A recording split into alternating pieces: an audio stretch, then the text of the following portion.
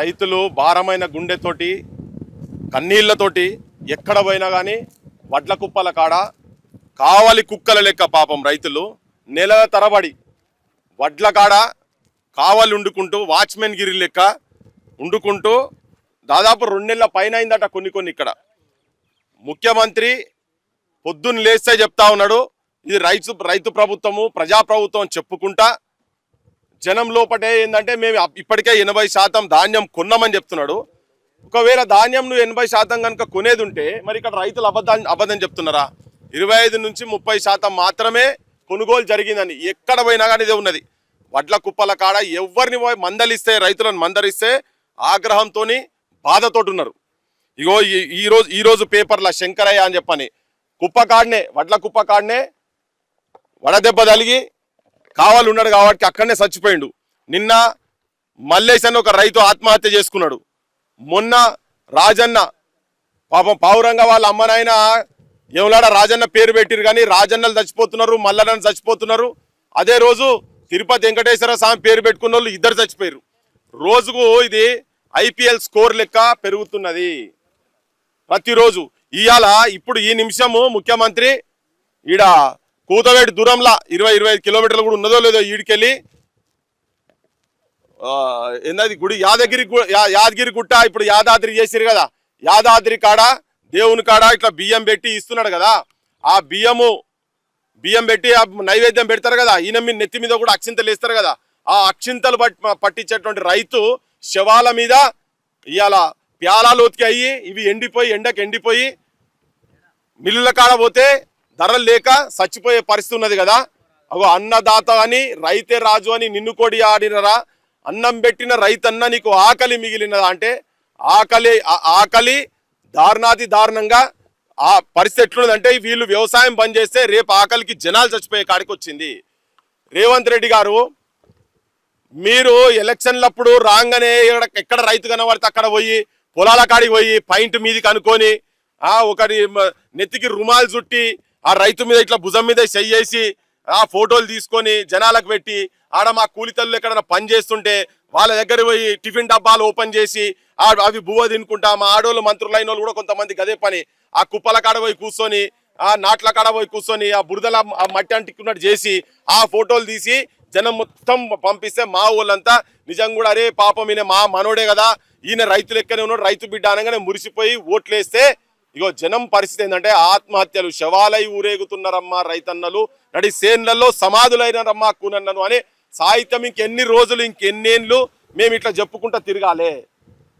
చాలా అన్యాయం, దారుణం, దుర్మార్గం, ప్రజా కంటక పాలన నడుస్తున్నది. వాళ్ళు కనీసం మేము రైతులమని చెప్పుకుంటలేరు. అవన్నీ డైలాగులు ఎందుకన్నా అంటున్నారు రైతే రాజు అని. జై జవాన్ జై కిసాన్, జై జవాన్ లేదు, జై కిసాన్ లేదు. జై కిసాన్ అయితే అసలే లేదు, జవాన్ ఏమో దేవుడెరుగు. కానీ ఈ కిసాన్ మాత్రం నాగలి పట్టినటువంటి రైతులకు మాత్రం కన్నీళ్ళే మిగిలినాయి. ఇవాళ మీరు ధాన్యం ఏంది వాళ్ళు అడుగుతున్నది ఏంది? ఖాళీ మేము పండించిన పంటను సకాలంగా కోనండ్రి గంతేనే అడుగుతున్నారు, అంతకన్నా ఎక్కువ ఏం లేదు. మీరు ఏం గంతే సార్, గంతే కదా. పండించిన పంట మీరు ఎక్కువ చేయాల్సిన అవసరం కూడా ఏం లేదు. కానీ ఇలా ఇప్పుడు 30% అంటే ఇప్పుడు ఇంకా 15 రోజులు అయితే మళ్ళా కాలం వస్తుంది. ఇప్పటికే దున్నుడు కొద్ది రోజులు అయితే స్టార్ట్ అవుతుంది, వర్షాలు పడతాయి. గడియ గండం కుక్కలకు కావాలి ఉండాలనా, కోతులకు కావాలి ఉండాలనా, మనుషులకు కావాలి ఉండాలనా, గాలి దుమారం కావాలి ఉండాలనా, ఏమైతుందో తెలియదు. గోజుడు తాడుపత్రిలు వాడు ఇచ్చేది కాదు, కిరాయి ఇస్తే అట్లా 1000 రూపాయలు అట్లా నాశనం అవుతున్నది. ఈడ కాంటా జరగలేదు, కాంటా అయిన తర్వాత ఆడికి పోతే మళ్ళీ ఇక్కడికక్కడ కూడా తేడా ఉన్నది. దోపిడి మిల్లర్ల కాడికి వెళ్ళి దోపిడే ఉన్నది, మీ దోపిడే ఉన్నది. ఎమ్మెల్యే సాబ్ అట మొన్న ఈడికి వచ్చి చెప్పినట్టు ఆయన చెప్పి ఎంత చెప్పిర్రే జర చెప్పు, ఇంతకుముందు చెప్తావు కదా ఎంత అని చెప్పిండు ఎమ్మెల్యే సాబు? 41.5 జోకాలు అన్నాడు. మిల్లు కాడికి పోతే ఎంత అవుతుంది? ఇంత మేము వచ్చేమని చెప్పిస్తున్నాం అనుకున్నారు. రైతులు చెప్పారు కాబట్టి రైతులతోనే చెప్పిస్తున్నాం మేము. ఇగో మీరు చెప్పినవి కూడా మీ పాలనలా నడుస్తలేవు. మీరు ఎకరానికి ఎంత ఇస్తా అన్నాడు? ఎకరానికి ఎంత ఇస్తా అన్నాడు? 12,000 కానీ ఇస్తా అన్నాడు కదా. 6,000 అంటే సంవత్సరానికి 12,000 అవుతుంది కదా. అది ఇది ఎవరికి? భూమి యజమానులతో పాటు కౌలు రైతులకు కూడా ఇస్తా అని చెప్పి మామూలు పోజులు పొంగనాలు కొట్టలే, అంతే కదా. అది చెప్పిండు కదా. వచ్చి మొత్తం వచ్చి ఊరూరు తిరిగి ఇంత ముందు ఆయన ఉట్టిగా కోతలు రాయుడు, నేను సీతలు రాయుడు అని చెప్పిండు. ఈయనే ఇదో పెద్ద డ్రామా కంపెనీ. ఒక్కనికి ఇచ్చిన పాపాన పోలేదు, ఆయన ఇస్తాన్ని ఇచ్చిన పాపాన పోలేదు, ధర కూడా ప్రాపర్ వస్తలేదు, రాకుండా ఉల్టా కల్లాల కాడ ఇది కావాలండు అనేది ఇదో విచిత్రమైన పాలన నడుస్తున్నది తెలంగాణలో. మళ్ళీ మాట్లాడితే ఆయన మైకు ముంగడికి వస్తే ఇగో అంత టీఆర్ఎస్ వాళ్ళే ఉన్నాయి, రైస్ మిల్ అంతా వాళ్ళ చేతుల్లో ఉన్నాయి, నన్ను ఏం చేయనిస్తలేరు. మన సంకనాక కూర్చున్నావా నువ్వు? దేనికి కూర్చున్నావు? ముఖ్యమంత్రి అయి కూర్చున్నావు, దేనికి కూర్చున్నావు? నిజంగా వాళ్ళు ఎవడన్నా సహకరిస్తలేడంటే రైస్ మిల్లులు బంద్ చేసి పడేసేయాలి, సీల్ చేసేయాలి. గవర్నమెంట్ గడ్డి వీక్తుందా? నువ్వు గడ్డి వీక్తున్నావా ముఖ్యమంత్రి? రైతులు ఇడ కూర్చొని చూడు, ఒక్కసారి రా, పక్కకే ఉన్నావు కదా, గిన్నె యాదాద్రి దగ్గర ఉన్నావు కదా, యాదగిరి దగ్గర ఉన్నావు కదా, నీ మంత్రి కూడా కంత్రికాడి ఇటుకెళ్ళి పోయింది. ఇంత ముందు జర ముందు చూస్తే వాడిని ఆపుతూ ఇడ జర రారనైనా నీ సంగతి ఏందో చూదురా ఇక్కడ అని చెప్పని. నీ ప్రభుత్వం ఏం చేస్తుందో చూద్దాము. నీ రైతు పాలన ఏంటిదో, నీ ప్రజాపాలన ఏందో, నీ రాహుల్ గాంధీ అంటోడు వచ్చి ఇక్కడ ఏమేమి పొంగనాలు కొట్టిపోయిండో, నువ్వేం చేస్తున్నావు ఇక్కడ అని చెప్పి ఆపుతుంటివి. ఇక్కడ దగ్గరనే ఉన్నది ముఖ్యమంత్రి గాడి కాదు పోయేది, నువ్వు ఈడికిరా, ఇక్కడికి వచ్చి ఈ ఊర్ల పొంట తిరుగు, ఏం జరుగుతుందో చూడు. అధికారులు కూడా మొత్తం దొంగలైపోయినరు, మీరు లంగలైనరు, వాళ్ళు దొంగలైనరు, పని దొంగలు వాళ్ళు. వీళ్ళు మీరు ఇక్కడికి వెళ్ళి ఎక్కడన్నా ఏమైనా పైసలు వస్తాయో చదువుకుందాం, దీని వెనకాల మిల్లర్ల దగ్గరికి వెళ్ళి మీరెంత పర్సెంటేజ్ తీసుకుంటారో తెలియదు, మా రైతులకు ఎరకలే అది. ఇగో వీళ్ళ తాన కోత కోస్తే మరి నువ్వు ఆపాలే కదా. ప్రభుత్వం రాజ్యం నీ చేతులు ఉన్నది, ఎమ్మెల్యేలు మీరే, మంత్రులు మీరే, ముఖ్యమంత్రులు కదా, మరి మీ చేతులలో ఉన్నది కదా కోతలు ఆపేది. మరి మీరు కోతలు ఆపుతలేరు, శాతగాని మాటలు మాట్లాడుతున్నారు అంటేనే కోతలు ఆపుతలేరు అంటేనే దాంట్లో మీ లోపట మీకు వాళ్ళ పైసలు ఇస్తున్నాయి, మొత్తం ఆన్నే ఉంటది. వీళ్ళకి ఎప్పుడు పైసలు ఎప్పుడు రావాలో లారీలో కాడికెళ్ళి దోపిడట. లారీలో కూడా దోపిడి, లారీలో కూడా రూపాయి ఇస్తాడా, బస్సకు 2 రూపాయలు ఇస్తారా, 3 రూపాయలు ఇస్తాడా? వీళ్ళేంది ఆపతికి సంపతికి పాపం ధాన్యం ఈడ ఏం చేయాలి మరి? వర్షం పడి ఆయన కిందికెళ్ళి పోతుంది, పైనోడు నూక్కపోయేది పైన నూక్కపోతున్నాడు. వర్షం వస్తే కింద పోతుంటది కదా తడిసి, అట్లా పోతుంటది. కాలబడి వానికి 1000 2000 ఇద్దామా డ్రైవర్ గానికో వానికో అంటే వాని తీసుకుంటే వాని దగ్గర ట్రాన్స్పోర్ట్ వాళ్ళు తీసుకుంటారు, వాళ్ళ దగ్గర వాళ్ళు తీసుకుంటారు. వాళ్ళ దగ్గరికి వెళ్ళి కమిషన్ మళ్ళా ఎమ్మెల్యేలకు పోతుంది, మంత్రులకు పోతుంది, ముఖ్యమంత్రికి పోతుంది. ఇదేం పాలరన్న ఆయన.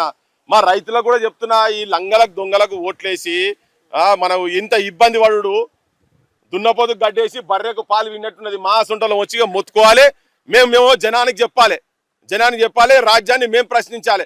నాకైతే డౌటే ఉండే ఈడిదాకా రాణిస్తారో లోపల నూక్కపోతారని. మా వాడు మెసేజ్ పెట్టిండు రాత్రి, మేము ఈడికి వస్తున్నాం అని చెప్పండి రమ్మని చెప్పి పెడితే తీపిచ్చేసిన స్టేటస్ పెట్టిండు మా అమ్మచ్చి. ఇక ఈడికి వచ్చే వరకే వేసుకపోతారు అనుకున్నా, కానీ వేసుకపోలే. కానీ ముఖ్యమంత్రి గారు, నువ్వు నీ డ్రామాల మాటలు నాటకాల మాటలని బంద్ చేసి ఫస్ట్ నువ్వు నీ ఎమ్మెల్యేలు ఎవరైతే ఉన్నారో నీ ఎమ్మెల్యేలు అందరినీ గ్రామాలకు ఐపీకే సెంటర్ల కాడికి తరలించి వాళ్ళని ఆడ కూర్చొని ఒక్కొక్కరు ఎవడెవడు లారీలు రోడ్ల మీద ఏం లారీలు పోతున్నాయో మక్కయి ఉన్నట్టు ఇంతకుముందు అడుగుతా పెద్ద ర్యాలీ లెక్కనే ఉన్నది. లారీలు మొత్తం తీసుకొచ్చి ఏం ప్రత్యామ్నాయం, ఏం మంత్రిత్వ శాఖలే, మీ మంత్రిత్వ శాఖలు పాడుగాను. పొద్దున్న లేస్తే ఏడ కబ్జాలు, ఏడ భూములు, పైసలు, కాంట్రాక్ట్లు, ఏడ పైసలు తిందామా తప్ప రైతులను ఆదుకోవాలి. లేచే కూర్చుంటే మూసి పరివాహిక ప్రాంతమే కదా ఇది, దాన్ని చేసేది ఏం లేదు. ఆ కాంట్రాక్ట్ ఏమైనా ఉంటే పైసలు లోపటేసుకోవాలని. ఈ మూసి కింద రైతులన్నా చూడు, నువ్వు కూతవేటి దూరంలో ఉన్నారు కదా, ఏడదొస్తున్నావు, ఏం చేస్తున్నావు మీరంతా వచ్చి వీళ్ళ వెంటనే. ఇప్పుడు మురుగశీర కార్తీ ఎప్పుడు వచ్చే నెల 8 తారీఖట, 15 రోజులు కూడా లేదుగా, అయిపోయి ఇంకెక్కడున్నది? ఎన్నడు కొంటారు వీళ్ళ దగ్గర, ఎన్నడు కొంటారు? వీళ్ళకి పైసలు ఎన్నడు రావాలి? వీళ్ళు అప్పులు ఎక్కడ తిరవాలి? ఆల్రెడీ మిత్తికి తెచ్చినటువంటి పైసలు ఇప్పుడు 2 నెలల నుంచి ఇక్కడ ఉన్నాయి కాబట్టి 2 నెలల మిత్తి నువ్వు ఇచ్చేది కాలవడ, నీ పైసలే ఇస్తలేవు. కానీ వీళ్ళ ధాన్యం టైంకి కొంటే ఆ 2 నెలల మిత్తి కూడా వీళ్ళ మీద పడదు కదా. చిన్నోళ్ళు కౌలు రైతులు వాళ్ళకి మీద పడదు కదా. ఆ సాముల దగ్గరికి వెళ్ళి తీసుకొచ్చిన పైసల మిత్తి కూడా మీద పడదు కదా. మీ చేతగాంతనానికి, మీకు సోయి లేక, మీకు పైసల కకృతితోటి మీరు ఆలస్యం చేసేపటికే పాలన రాక గుంపు మేస్త్రి పాడుగాను. నీ గుంపు లేదా, నీ మేస్త్రికి రాదా, నీకు ఏది రాదా? ఆ భగవంతునికి ఎక్కడన్నా కనికరం వచ్చి నౌకరు పోయేటట్టన్నా చేస్తానన్నా మంచిగుండా. ఇక్కడికి వచ్చింది కదా, యాదాద్రి కాడికి వచ్చింది కదా, నా రైతులు ఇట్లా ఇబ్బంది పడుతున్నారని చెప్పని ఇమ్మీడియట్ గా ఇప్పటికే చాలా ఆలస్యం అయిపోయింది. మరి వీళ్ళ నష్టం ఎవరు తీరుస్తారు? ఇప్పుడు ఆ మిత్తిల పైసలు ఎవడిస్తాడు? బ్యాంక్ వచ్చి దర్వాజాలు కూడా విక్కబోతాడు, మిత్తికి ఇచ్చినోడు అవ్వనక్కని తిడతాడు. వస్తే ఆ తిట్లు భరించలేకనే మొన్న చచ్చిపోయిన రాజన్న తిట్లు భరించలేకనే చచ్చిపోయిండు. పేపర్లో కూడా రాసిరది, నేనన్నది కాదు. సబ్ ఇన్స్పెక్టర్ కూడా పైసలు ఇచ్చిన ఆసాం వచ్చి ఇంటికాడికి వచ్చి బూతులు తిట్టినట్ట, ఇంకెన్నడరా నువ్వు ఇచ్చేదని చెప్పని. అంటే ఏం చేయాలి అర్థం కాక భూమి అమ్ముదామని తిరిగిండు, మొత్తం ఊర్లే తిరిగిండు. పక్క ఊర్ల దగ్గరకు పోయి నా భూమి కొనుక్కోరు అంటే ఇవాళ భూమి కొనే పరిస్థితి కూడా లేదు ఎవడు. అమ్ముతా అప్పులు తెరుస్తా అంటే భూమి కూడా కొనే పరిస్థితి లేదు, బిడ్డ పెళ్లి కూడా అప్పైందని చెప్పిండట. ఆఖరికి భూమి కూడా అమ్ముడు పోలే, ఆ తిట్లు భరించలేక రైతు చాలా ఆత్మాభిమానంతో బతికేటువంటి వ్యక్తి. ఇప్పుడు ఇంతమంది ఇక్కడ మాట్లాడిన వాళ్ళు మాది కొనుమాన మాకు రూపాయి ఎక్కువ ఇవ్వాల్సిన అవసరం లేదు అని చెప్తున్నారు. వాళ్ళు ఆత్మహత్య చేసుకొని చచ్చిపోయాడు. మరి ఆత్మహత్యలకు కారణం ఎవరు? పురుగుల మందే పెరుగన్నం అయిందా రైతన్న అని చెప్పని పాడుకుంటూ తిరిగినాం. ఇంకా గదే కథ అవుతున్నది. కల్లాల కాడ శవాలు లేసుడు అనేది ప్రభుత్వాలకు చాలా అవమానకరము. మీకు కొద్దిగా కూడా సోయి వస్తలేదు. నేను మొన్న వారం రోజుల కింద ఒకటి చూసినా, ఇగో ఇవాళ ఒకటి చూస్తున్నా. ఇవాళ ఇగో చూడు, ఇదే శంకరయ్య అని చెప్పని కళ్ళం మీదనే ఇట్లా పడి ఉన్నాడు. ఇగో ఇది ఎంత దారుణము. కళ్ళం కాడనే ఈ ఫొటోస్, ఇగో కళ్ళం మీదనే. ఇది ఇది ఇది ఎంతమంది చావాలి ఇట్లా వడ దెబ్బకు? ఇప్పటికే నిన్న 31 మంది చచ్చిపోయారట, మొన్న 22 మంది చచ్చిపోయారు. అలా తీస్తే డేటా తీస్తే దాంట్లో రైతులే ఎక్కువ ఉంటారు. ఎందుకంటే ఇక్కడ కావాలి ఉంటున్నారు కదా వాళ్ళకే ఎండ దెబ్బ. మనమే ఇక్కడ నిలబడలేని పరిస్థితున్నది. ఇప్పుడు ఎంత 9 కూడా కాలే, ఓ గాలికి ఎంత ఎట్లున్నా చూడు, ఇప్పటికే ఫుల్ హ్యూమిడ్ అయిపోయింది. నిలబడలేని పరిస్థితున్నది. మనుషులు నిలబడితే గూస్తున్నది. అటువంటి దగ్గర వీళ్ళు ఎక్కడికెళ్ళి నీళ్లు తెచ్చుకోవాలి, ఎక్కడికెళ్ళి బువ్వ తెచ్చుకోవాలి, ఇండ్లు ఎంత దూరం ఉన్నాయి, వాళ్ళు వచ్చి ఎట్లా కావాలి ఉండాలి. కాంగ్రెస్ గవర్నమెంట్కు ప్రజాప్రభుత్వము రైతుల పాలన అని చెప్పుకునే ప్రభుత్వానికి నేను చెప్తున్నా ఏంటంటే, కల్లాల కాడ ఒక గింజ కూడా నెక్స్ట్ 2-3 రోజుల తర్వాత కనబడకుండా మీరు చేయగలిగిన నాడే మీది కరెక్ట్ పాలన అని చెప్పబడుతుంది. ఇప్పటికే అంతేనా? మేము వెంటనే ఇమ్మీడియట్ గా 2 రోజుల 3 రోజుల వారం రోజుల కూలీలు కూడా దొరకలేరు అని చెప్తున్నా. హమాలీలు దొరకలేరు. ఎందుకు హమాలీల షార్టేజ్ వచ్చింది? మొదలే చూడాలి కదా. నీ ఫ్యూచర్ సిటీ పాడుగాను, అది ఎన్నడైతుందో ఏమైతుందో మాకే తెలియదు. ఉన్న బతుకుని నాశనం చేస్తున్నావు కదా అయ్యాను మీరు అంతా కలిసి. దాని గురించి మాట్లాడతారు, లేస్తే కూర్చుంటే ఫ్యూచర్ సిటీ అని. ఉన్న బతుకులు నాశనం పట్టించేసి కళ్ళాల కాడ వడ్లు కొనలేని చేతగానే ఉనివే. నువ్వు అట ఇంకా 20 ఏళ్ళకు 30 ఏళ్ళ కాడ దాన్ని ఏదో పెద్దగా భూలోక స్వర్గం చేస్తా అని తిరుగుతున్నాడు.